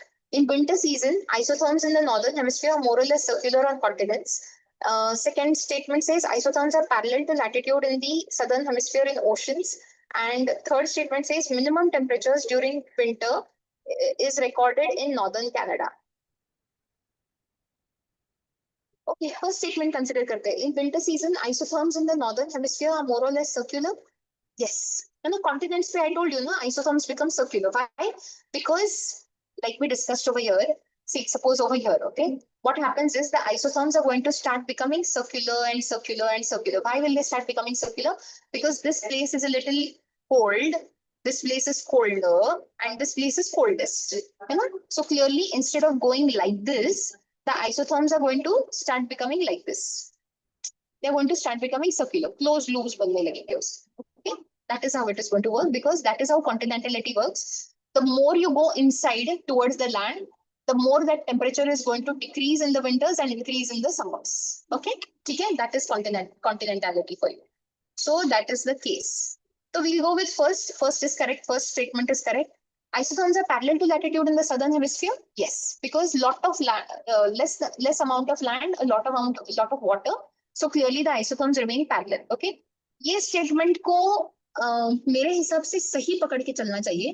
तो मेरे as long as I know minimum temperatures आपको Siberia वगैरह में ज्यादा मिलने के चांसेस है, रशिया में मिलने के चांसेस ज्यादा है, लेकिन नॉर्दर्न कनाडा के भी टेम्परेचर्स बहुत लो हो सकते हैं, because that is huge amount of land. Specially look at northern Canada ना पीपल. ये रहा आपका northern Canada. Look at this is northern Canada. एक तो first of all it is way above the latitude. No? It is very cold. It's already going to be cold. ऊपर से vast expanse of land. So what does land do? It will become colder and colder and colder. So in this region, you will find the temperatures to be really, really low. Okay. So similarly over here, in this region, you will find the temperatures to be really, really low because it is away from the sea. It is surrounded by land on all sides, and clearly the temperatures are going to be very low. Okay. This place also, very, very low temperatures. Okay. This middle part, the middle part is going to get very low temperatures. All right. Okay. And then based on the local conditions, if the altitude of the place is also going to matter, what other local conditions are going to matter. But this is essentially what this is going to look like. Okay. So we'll go with all three statements are correct. That is what we are going with. We'll go with 1, 2, and 3. Because minimum temperatures can be recorded in northern Canada. It is very, very cold. It is quite cold over there. Though the record is not recorded over there, but still, maybe in the last few days they recorded the record also. Oh, this is good. Which of the following statements is not correct? Temperatures decrease from equator to poles. Temperatures in equatorial regions change substantially from January to July. Large land masses located in the subarctic and arctic zones develop centers of extremely low temperatures in winter, and highlands are always colder than surrounding lowlands. First statement को consider करते हैं. Temperatures decrease from equator to poles. ये सही है? Does the temperature decrease from equator to poles? Yes, temperature equator से लेके poles तक decrease करता है, obviously करता है, right? So वो statement तो सही हो गया. Temperatures in equatorial regions change substantially from January to July. तो वो नहीं चेंज होंगे. इक्वेटर पे यूजुअली इक्वेटर पे कोई क्लाइमेट ही नहीं है, बस ऐसा मतलब बहुत कांस्टेंट होता है वो. इट इज दिन का भी टेम्परेचर हमेशा यूजुअली उतना ही रहता है क्योंकि the sun is always overhead. One way और another sun is going to be overhead. It is always going to rain. You will not experience a season as such. It is just rainy season all year long. Okay, so that is what you're experiencing. So equator changes. Where will you see major changes from January to July? In continental places, right? Where when half of this year goes by, then clearly the season changes drastically. So like Delhi or Rajasthan, Haryana, these are the places that are going to show major changes from January to July, but not equatorial regions. Even, for example, Kerala has a far better temperature, has a far lower temperature in monsoons than it has in winter. Why? Because the rains will bring down the temperature, right? But in winter, it being a coastal place, Kerala being a pretty much coastal region, the temperatures, Thiruvananthapuram, for example, the temperatures are pretty high. Even in winters, the temperatures are pretty high. One, because you're closer to the equator, and Kerala is here, right? So the temperatures are pretty close to this is Kerala over here, right? You're talking about the capital over here. So you're saying that this is the place where you are. Clearly the temperatures are very high, okay? Because you're closer to the equator. It is winter doesn't make any difference because you're closer to the sea. The winter, the temperature is going to, that whole winter is going to be balanced out by the, closeness to the sea, the moderate nature of the sea. So that is also going to moderating influence of the sea. So clearly temperatures in Kerala for monsoons are lesser than that in winter. Okay, so वो तो consider करना पड़ेगा आपको. तो equator का भी वही होता है हाल. आ गया इक्वेटर मेरा. We are saying this is a wrong statement. This is correct. Large land masses located in the subarctic and arctic zones develop centers of extremely low temperatures in winter. Yes, just like we just discussed, the Siberia and northern Canada are going to have very low temperatures. Okay. Highlands are always colder than the surrounding lowlands. Yeah, because of the altitude. Highlands are at a height, right? So clearly they are always going to be a little colder than the surrounding lowlands. Okay. Okay. You want to discuss that paper, the one that we had the other day? 21st जून का paper discuss करना है. Sunday का paper discuss करना है. हाँ, geography वाला part. हाँ, give me a minute.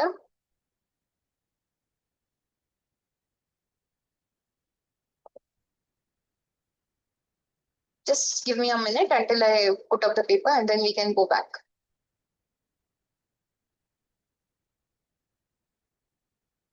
अरे यार, this is going to take time now.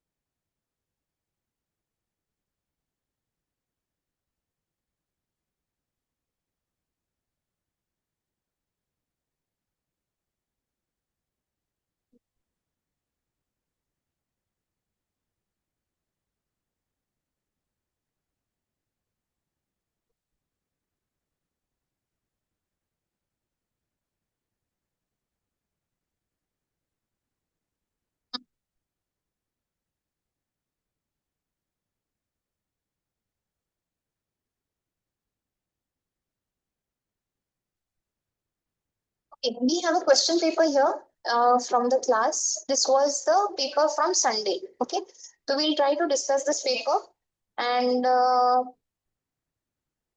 see how things work out. Okay, no problem. First question we are looking from here. The Sundarbans, the world's largest mangrove delta, is formed by the combined deltaic system of which rivers? Ganga, Mahanadi, Ganga, Brahmaputra and Meghna, Ganga, Brahmaputra and Meghna. P, Ganga and Brahmaputra. Meghna को नहीं लाते हैं बीच में. Let's not bring Meghna in the middle because it is the mixture of these three rivers that ultimately makes the Meghna. Okay, so if they had just said it is the Meghna which is causing the delta, then we would have gone with that. But if you're adding two rivers to the mix, then you have to go with Ganga and Brahmaputra. Okay, ठीक है? So we'll go with option P, Ganga and Brahmaputra. हाँ? मेघना का फंडा क्या है ना? I'll show you. Wait a minute. Just give me 1 second. I'll show you the diagram only for it. So वो ना अपना ये अच्छा रहता है. जियोमॉर्फोलॉजी में नहीं जाना चाहिए. Wait. Stop.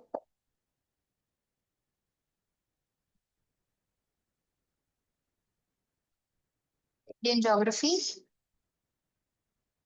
आपको ड्रेनेज सिस्टम कहाँ दिखाई दे रहा है? यहाँ. I'll show you the thing and then आप देख लीजिएगा. See, इसलिए मुझको ना पहले लगता है वो सब कुछ. I feel कि पहले मिल जाए. This is question number 121.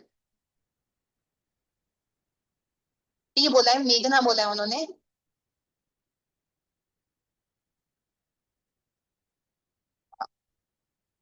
This is so weird, man.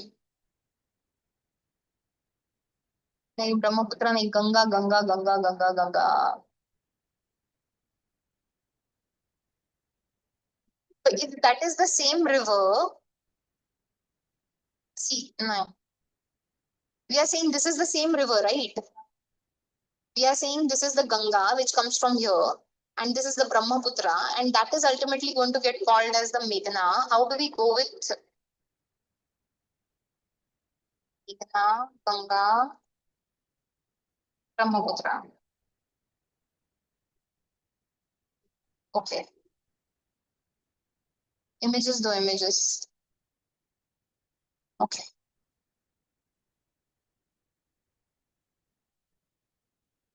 Sorry?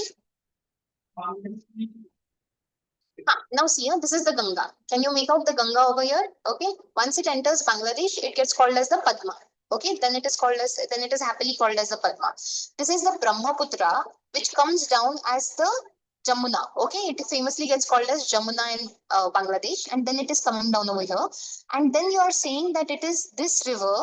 Acha, we are saying Meghna ko ek separate river बताएंगे. वो Surma and this together. Barak River and Surma together, and all these together will get called as the Meghna. So you are saying it is ultimately the Padma and the Meghna that go over there and form the delta. So okay, we'll go with Ganga and Brahmaputra and Meghna then. I bad. We'll go with Ganga, Brahmaputra and Meghna. No worries. Where were we? Here. Okay. The Himalayas are mainly formed due to which type of plate boundary? See, continental convergent. Okay, first of all, it's a convergent boundary because the plates are meeting. Otherwise, वो fold mountains नहीं बन सकते. And it has to be a continent convergence. It is not just a continent convergence. Okay, I mean it's not just a convergent boundary. Oceanic continental तो नहीं हो सकता है. Okay. Question 123. Owing to the Coriolis effect, winds in the northern hemisphere are deflected towards which direction? Left, right, upward, or no deflection? Now the Coriolis effect क्या होता है? What is the Coriolis effect? We say that what happens here is we say this is the Earth. Okay, we say this is the equator. Okay, now we know that the equator, the entire Earth completes a 360-degree rotation in 24 hours. Okay, but the thing is that the Earth is bulkier in the middle. Clearly, so more length for it to travel. Okay, whereas at the poles it is flat. Clearly less length to travel. So we are saying that the equator has the greatest direction of linear velocity. Okay, उसका जो linear velocity है वो सबसे ज्यादा होगा. It spins at the maximum velocity. वो दर्द हो रहा है. Oh, you want to have something for it? You want to have a chocolate? Chocolates usually tend to take away the pain. You don't know this? Chocolates are usually good for taking away pain.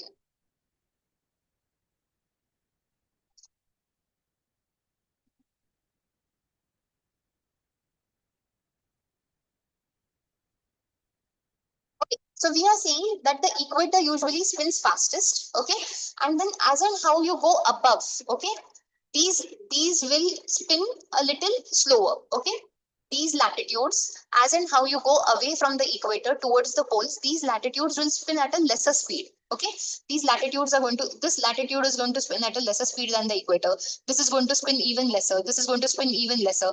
And the poles are going to spin at the least amount of speed. Okay, almost zero, 0.00008 kilometers per hour वगैरह से चलते हैं वो. Okay, so the thing is, Coriolis effect क्या होता है? If you're traveling between these latitudes, okay, if your movement is between these latitudes, if you're crossing these latitudes, then clearly, say suppose now you have, एक minute, नहीं यहाँ पे, okay, I need to change the, one moment, okay. Okay, now say suppose I'm traveling from this latitude to this latitude, okay, from the equator to someplace. So this is the point where I begin A, and this is the point B, okay, where I'm supposed to reach. Ideally, I should go, if I'm traveling straight, I should reach straight, okay. But what happens is, since this is traveling at a greater speed, the equator is at a greater speed, and this is not traveling at such a greater speed.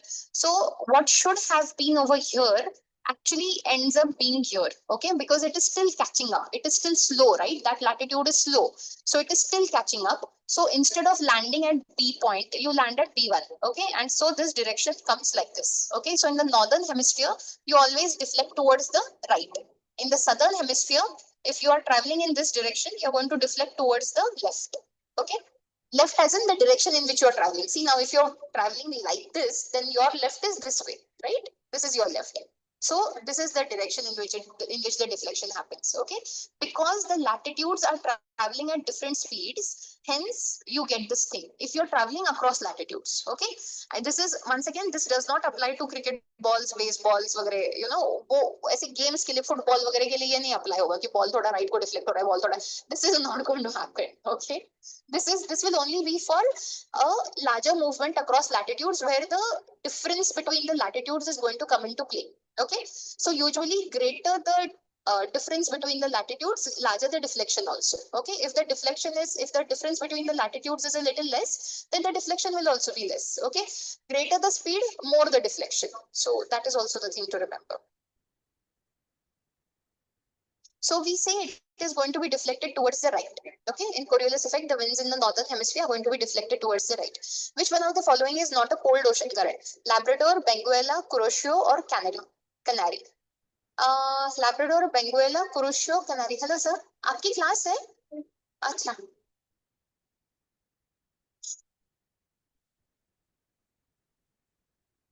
Polity तो मजा है ना?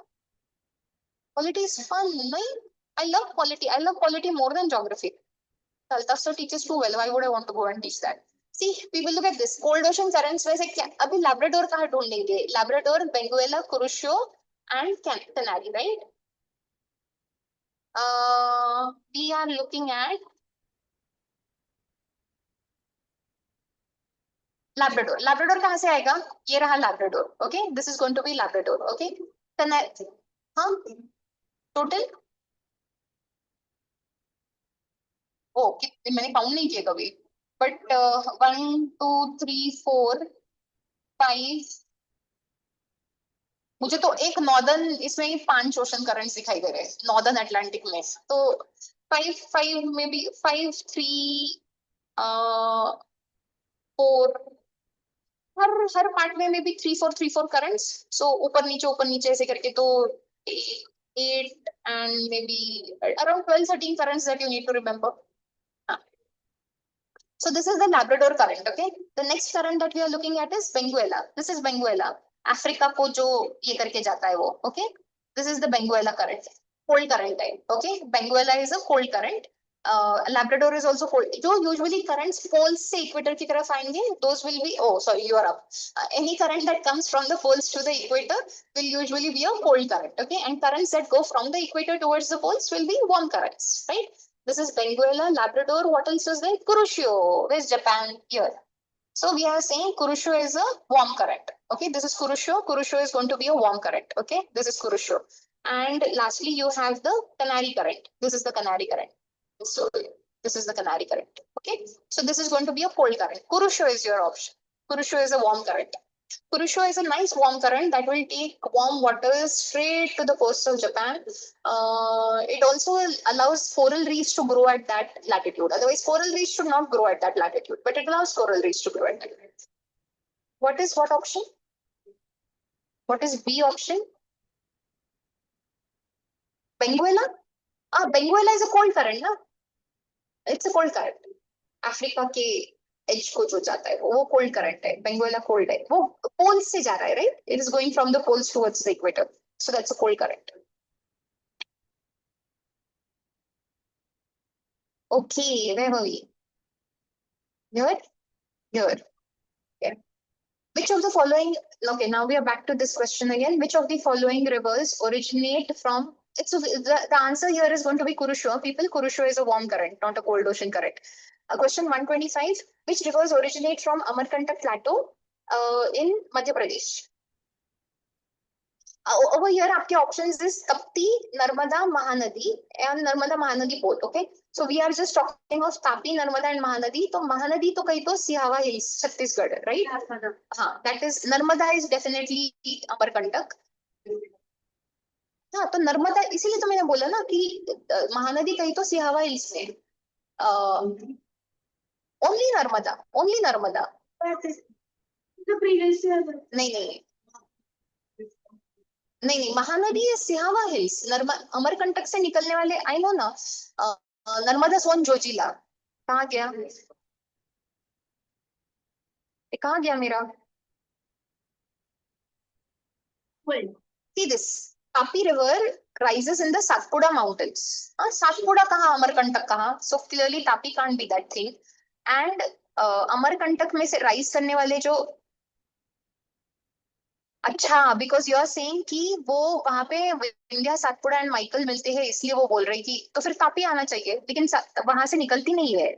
ये अमरकंटक से Narmada, Son and Johila rivers निकलते हैं. We are going with those.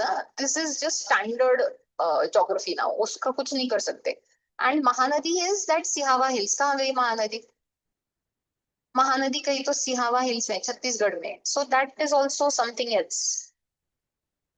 C Mahanadi in Sihawa hills, वो eastern Ghats की तरफ जाएगा उसका ये, वो नहीं है वो वैसा. It is not that way, no. we can't go with, we'll go only with only this option, whatever that is, this Narmada only. We'll go with Narmada only. आपको ऑप्शन नर्मदा एंड महानदी दिया है.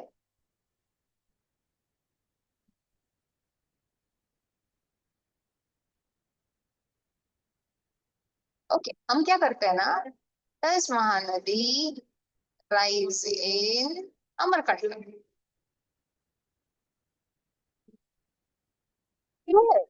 No, it does not rise in Amarkantak. अब तो Google भी बोल रहा है Amarkantak is a famous origin point of rivers like Narmada and Son, whereas ये थोड़ा साउथ को है अमरकंटक के, Sihawa mountains. That's a different place. So no.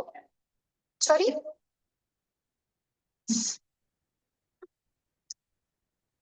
We'll go with only Narmada. Okay. Next question, 126. The Terai region of northern India is best described as a cold desert in Ladakh, a narrow marshy belt at the foothills of the Himalayas, a plateau in central India, a coastal plain in Kerala. Terai क्या होता है? Terai. This is the Himalayas. Okay, ये रहे Himalayas. Okay. No, it's not a plateau. It's not a plateau. I'll explain. उसके foothills पे, the foothills of Himalayas have huge boulders, okay, in which the rivers usually disappear. Okay, those plains are called as bhavar. Okay, those plains are called as bhavar. Okay, huge boulders. You can actually see huge boulders at the foothills in which the rivers descend from the Himalayas and usually disappear. Okay, they reappear in this belt, which is called as the Terai belt. Okay, the belt below the Bhabar belt. So the rivers reappear. So there is not a channel. It's not a proper channel which is demarcated. It is just the entire land just feels marshy.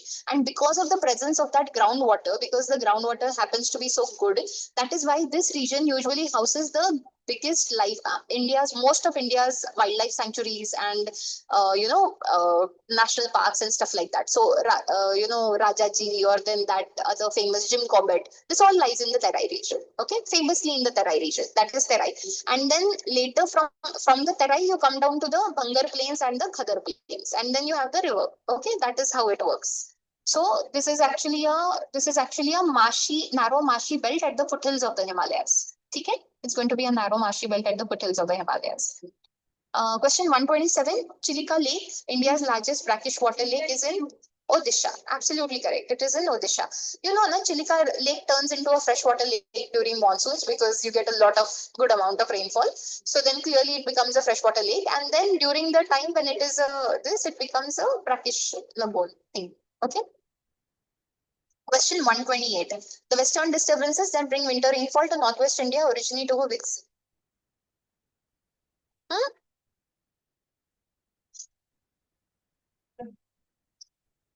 Western disturbances.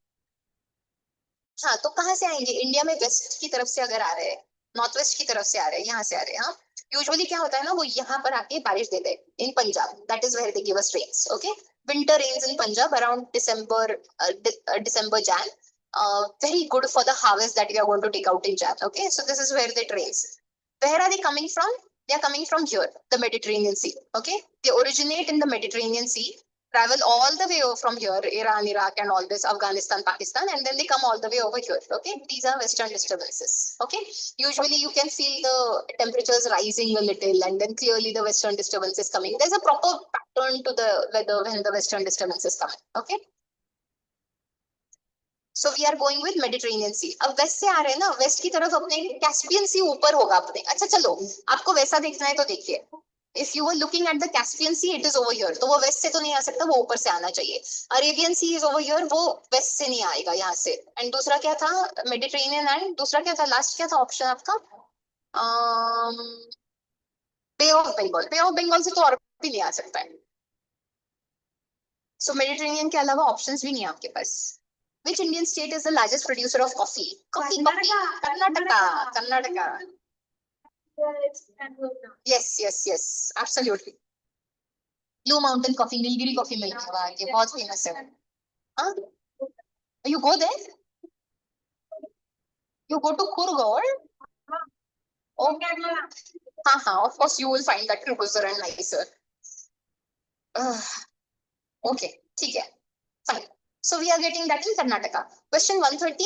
The Atacama Desert, one of the driest places on the earth, is located in Argentina, Chile and Peru, Bolivia या Brazil? Brazil में तो नहीं है. Argentina में भी नहीं है. Very good. Chile and Peru. I have a picture of it. Yeah, this is the Atacama Desert. This is where you're looking at it. Okay. See, once again, यहाँ पे ना cold Humboldt current जाता है. Remember we were discussing ocean currents? So this is the Humboldt current, okay? So this cold Humboldt current travels up over here, and that is why वो precipitation को पूरी तरह, if it's a cold current, the cold air is going to discourage rainfall, okay? So clearly you do not get rainfall, okay? And that is the reason why this is also one of the coldest places, this is one of the driest places, most arid places on earth, Atacama Desert, okay? So it's dry, yes, drier than Sahara, drier than Sahara. Sahara is still a little closer, right, to the Mediterranean. This is just ऊपर से you have offshore winds. जितना बुरा हो सकता है उतना सब हो रहा है. This is just Murphy's law at its best. इसके बाद Amazon है. हाँ, इधर ऊपर, over here. लेकिन वो थोड़ा ऊपर आएगा. Bolivia is already a plateau. So it will already be a raised upland sort of a thing. So it is going to block out anything over there. So it is Argentina and Peru. Chile and Peru. Chile and Peru mostly. Okay. हाँ तो नहीं दिखने, see ना, this is Chile. This part is Chile. This much part. ठीक से देखिए, ये जो मेजर पार्ट है वो चिले में है. Okay, and then थोड़ा सा Peru. A little bit of Bolivia and Argentina also, but mostly Chile. We will mostly go with Chile.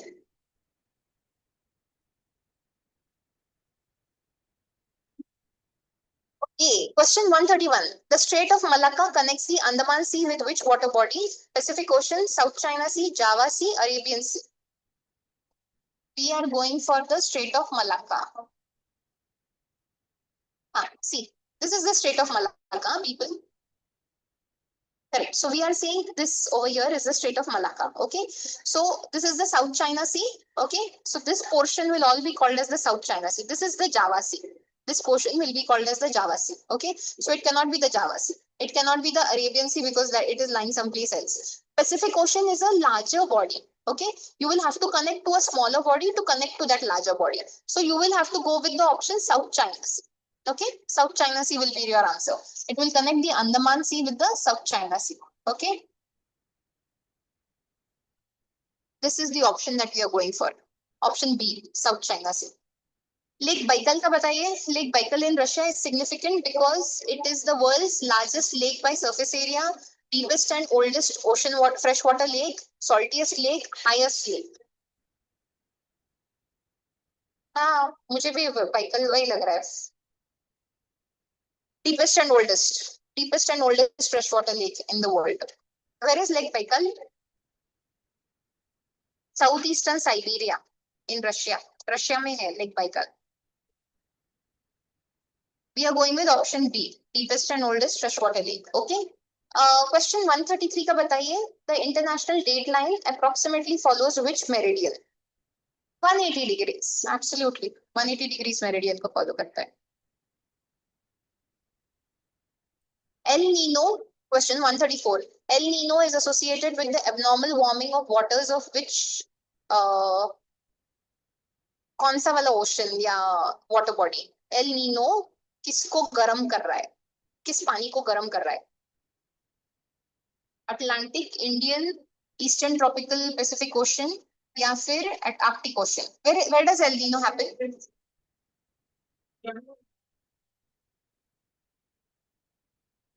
But El Nino कहाँ होता है यूजुअली? उसको एल नीनो बुला रहे हैं, तो सोचिए वो क्या कहाँ आ रहा है?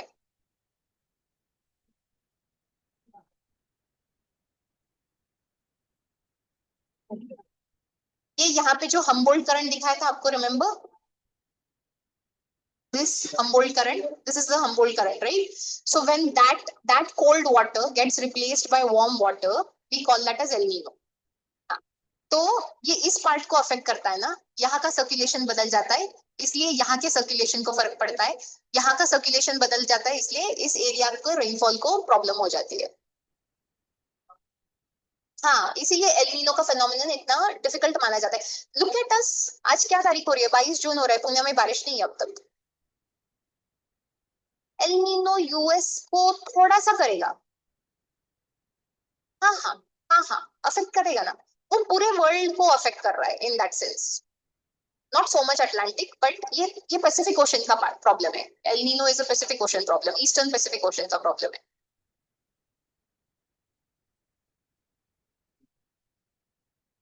Eastern tropical Pacific ocean, we are going with Pacific ocean. It is N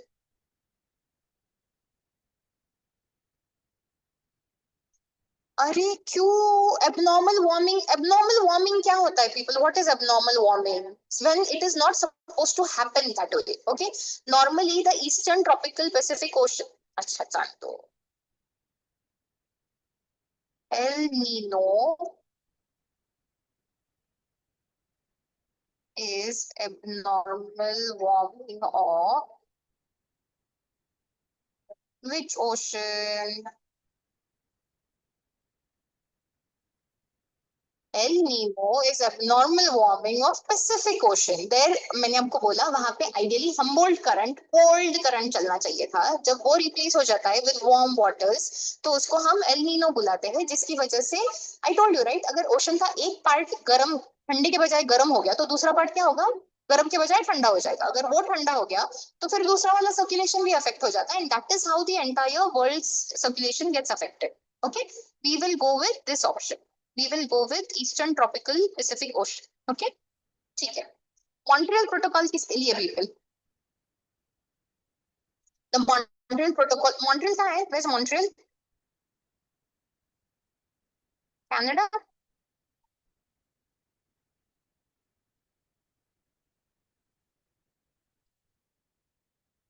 It is for ozone layers. Montreal Protocol was for ozone layers. Remember that ozone layer was getting the same thing that I was telling you about polar stratospheric clouds. Correct, correct, exactly. The thing that I was telling you about polar stratospheric clouds, I had mentioned this protocol to you, right? कि मैंने बोला था कि हमको we had to go ahead and form a convention saying that we have to stop doing this. We have to reduce the CFCs in our environment because it is hurting the ozone layer. Okay, so that is the Montreal Protocol. That is ozone layer. CFCs and halons के लिए था. We are phasing out CFCs and halons. Okay. Question 136. Foehn winds or fain winds, warm dry winds blowing down leeward slopes are associated with which warm mountain range? Fan winds किसके साथ associated है? हाँ जी, फेन winds किसके साथ associate करते हैं? हिमालय में कभी फेन विंड का नाम सुना है क्या? नहीं. वो नाम भी देखिए कैसा है, कितना वियर्ड साउंड करता है. Alps का है ये. This and Chinook are supposed to be those typical winds. Fain winds are very good for tourist season. You know what happens is they come down the mountain. Okay, when air comes down the mountain, what happens? When the air is descending, clearly it will cause compression. It will get compressed, and the temperatures will rise a little. Okay, so it will melt the mountain slopes. Okay, it will melt the snow in the mountain slopes, and that is usually considered very good when the slopes are really cold. Okay, so it's considered good for tourist season. So this is a problem. This is a phenomenon in the Alps. Okay, fain winds is a thing for Alps. Kudremukh में बताइए क्या मिलता है people?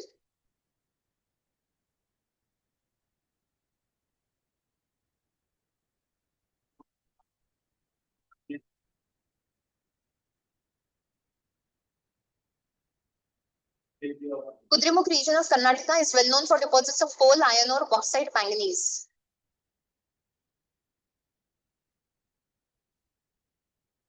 Oh, quickly. Iron ore के लिए बहुत famous है. ये region हाँ, it is one of the largest open cast iron mines. Okay, so we are going there. What happened? Acha, you know it is iron ore. Okay.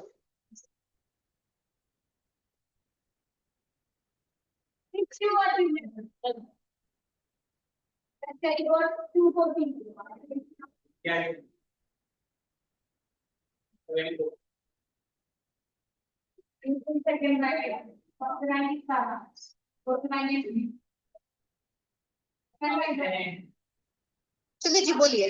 The Golden Quadrilateral Highway network connects which four metropolitan cities? Delhi, Mumbai, Chennai, Kolkata. Delhi, Jaipur, Mumbai, Pune, Hyderabad. Delhi, Lucknow, Varanasi, Kolkata. नहीं यार, golden quadrilateral किसको connect करेगा? People, golden quadrilateral किसको connect करता है? दिल्ली, हाँ,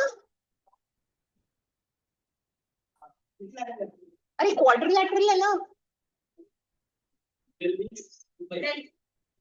So Delhi, Mumbai, Chennai and Kolkata. वो quadrilateral. अरे क्या बात कर रहे हैं आप लोग? See, this is Delhi. We are saying Delhi to Mumbai. ये चेन्नई, ये कोलकाता और ये ऐसे. This is and ये दोनों ऐसे लगे ईस्ट वेस्ट हाईवेज. ये क्वाड्रिलेटरल हो गया आपका. मैंने सोचा ही था. I realized what you did then. ये वाला बताइए. Largest producer of which country is the largest producer of natural rubber? मुझे भी थाईलैंड ही लग रहा है. पहले मलेशिया हुआ करता था, but Thailand should be the natural producer. 36% global supply देता है वो. दुनिया भर का 36% वही सप्लाई कर रहा है Thailand. So no big deal. ऐसे clearly it is going to be Thailand. Okay. The next question is Tehri Dam, one of the tallest dams in the world, is situated on which river? Tehri Dam कहाँ है?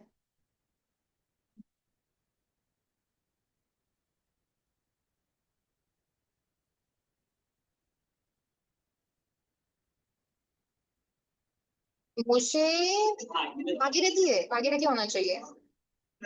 आई just have this Bhagirathi Bhagirathi Bhagirathi. I just had this thing कि यार Alaknanda and then I remembered नहीं, अलकनंदा का तो वो वाला, वो विष्णु गंगा वगैरह वो वाला प्रॉब्लम था, right? Bhagirathi is there, that is not such a big deal. हो गया, thank you very much for your time. हो गया ना, आपका क्वेश्चन पेपर्स डिस्कस किया ना, ये लीजिए। कौन आप कौन है ये 21 जून का, ठीक है, लीजिए आपका पेपर। और ये वाला डिस्कस करना है, ये इजी था, आसान था, डिफिकल्ट था?